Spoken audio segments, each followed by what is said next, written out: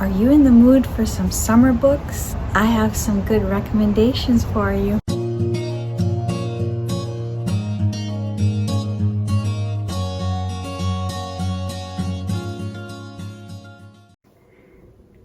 Hi guys, welcome back to my channel. Today I'm giving you a few summer book recommendations to go with the season. So the first recommendation I have is a book called Dandelion Wine by Bradbury. I had not read this author in years and I really enjoyed this novel. It's actually perfect for summer because it starts on the first page with the protagonist, who happens to be a young boy, getting excited because it's the first day of summer and he doesn't have to go to school. And then it goes on to explore all sorts of adventures that he has. It's a small town in Illinois. The book was published in 1957, so it's kind of old-fashioned, but each chapter is a different adventure that he has. Some of the chapters focus more on different characters in the town where he lives. It's very interesting. It's just kind of unique because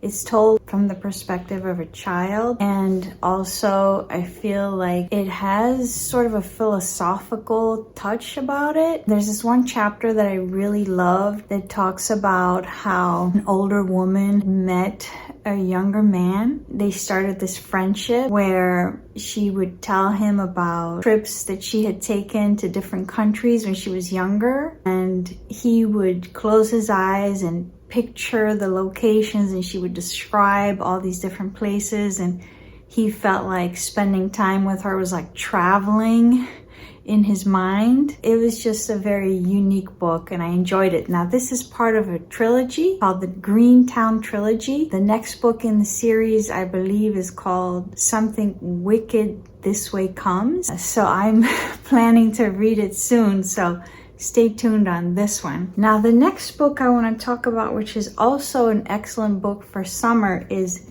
East of Eden by John Steinbeck. Now this book, I had been planning to read it for a long time. It's a pretty long book. It has about 600 pages, so I was planning to read it, and what I did was I read it slowly because I wanted to take my time with it. So I had previously read other books by Steinbeck, but they were shorter, like Cannery Row, Of Mice and Men, and I had read one called To a God Unknown. They were all good, but I have to say this is my favorite book by Steinbeck so far. And when I make my other video about my favorite books of 2024, I think this one will definitely be right there at the top. So this is basically a story that takes place in California at the beginning of the 20th century. He has a very interesting way of presenting the story because he kind of sets everything up. So in the beginning, we're kind of zoomed out and he's describing these different families, and then little by little he gives more detail, and then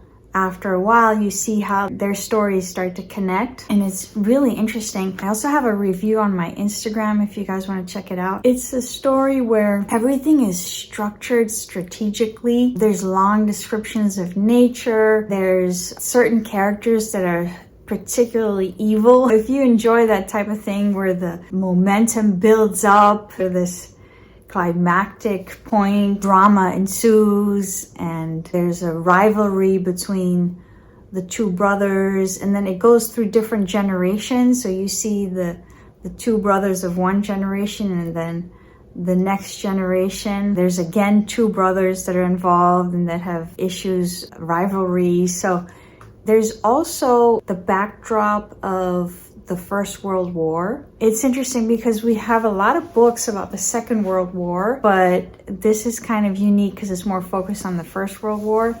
So it has sort of like a tinge of historical fiction in there, and it's partially autobiographical, but just a tiny bit because John Steinbeck includes himself in the story, but he's like a very minor character who's actually a child when the story begins. It's just an interesting touch, but I felt like the story was very well paced and had a lot of dramatic tension, and had all the elements for an excellent story. And I think a lot of people have been saying that this is their favorite Steinbeck.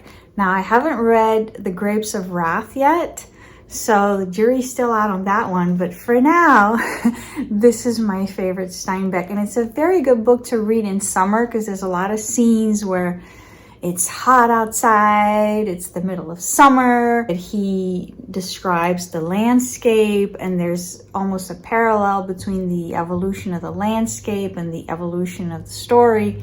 So I recommend this one to read in the summer months for sure. Now, the next book I would recommend for summer, which is interesting because it doesn't really have a season per se, but I feel like it's a good summer book because part of it takes place in a strange landscape that has a lot of sand to it and is kind of like a desert feel to it. And this is I Who Have Never Known Men by Jacqueline Harpman. This is a very interesting kind of dystopian novel, kind of like unlike anything you've ever read before. And if you know the author's biography, then it makes a little more sense because when she was a little girl, she had to flee, I believe it's Belgium, because of the Nazis, because the Second World War had just broken out.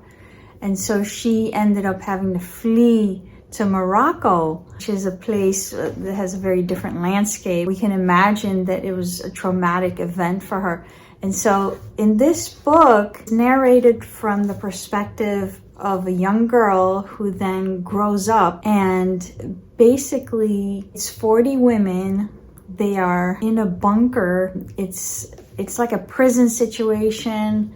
There are guards all around, and they're trapped in there. The disturbing point about this book is that they don't know why they're there. So it's like this constant feeling of not knowing, feeling completely left out from drama or the conversation or whatever rationale has brought them there has been kept from them. So everything is a big secret. I won't spoil the rest of the novel, but suffice it to say, it makes you feel like you want to reflect on the meaning of life. If you've ever wondered what the point of life was, then this might be an interesting book for you to pick up, because this is exactly what this character is wondering about the whole time. It's like, what is the point of all this? Why is she there? Why is she in this prison? And she also feels alienated from the other women because they're older. And so they have all these memories of what life used to be before, but she doesn't.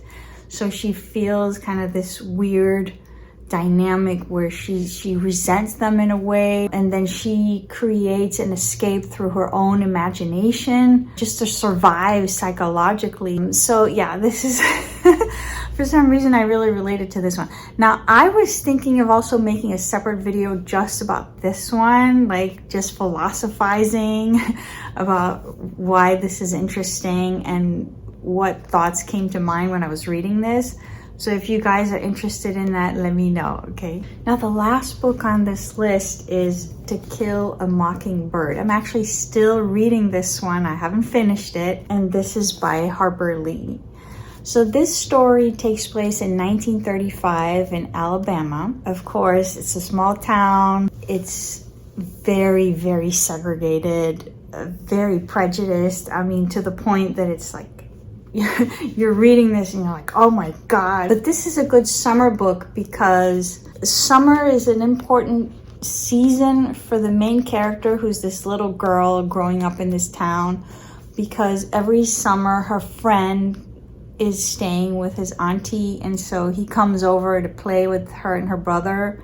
So summer is an important season. And then her dad is a lawyer, and so he's defending this black man who's been falsely accused. The trial takes place in the summer. So literally they're witnessing the trial, they're in the courtroom, they're sweating, they're wondering if they're gonna pass out from the heat. So that's why I feel like this is a good book to read. Now, this book is interesting because I almost didn't pick it up, because I had read some reviews that said that it's just another white savior trope, you know, just skip that one, it's just a racist book and things like that. but I feel like it's much more complicated than that. So basically, the way I feel about it is, first of all, the story is narrated through the eyes of this little girl, and she's 9 years old. And so yes, she already has heavy layers of unconscious bias, but at the same time, her and her brother and her friend are very confused by the extremely prejudiced world that they're growing up in. So they have a lot of questions about, you know, are people inherently different, or are we all really the same? Why is there injustice in the world? Why are some people not treated the same? And it gets to the point that her friend actually gets physically ill when he witnesses the contempt that the prosecutor has for the defendant. And I just thought that was a very interesting angle on it, you know, to just show you how children who grow up in this very segregated, very prejudiced world, how they experience it. How is it affecting them, and how are they making sense of everything that's happening? Will they grow up molded into the characters that society expects them to be? Or is there a way to sort of free your mind and imagine a different way for the world to be? So I just felt like this book, for me so far, I'm almost done, but it has been a very interesting read. You kind of have to hold on to your hats because it's completely uncensored, in the sense that they're using a lot of words that you're like, oh my God, no, they didn't just say that. But at the same time, it feels very genuine. It feels like, okay, this is what they said. It's almost like you're time traveling back to 1935 or in the small town in Alabama, and this is what they're saying to each other. I think for me, the most interesting part of the book is the fact that the children are questioning how things are done, and the fact that their dad, who's the lawyer, is not telling them to accept everything. He's listening to their questions, and he's trying to answer their questions, and he's trying to encourage their critical thinking.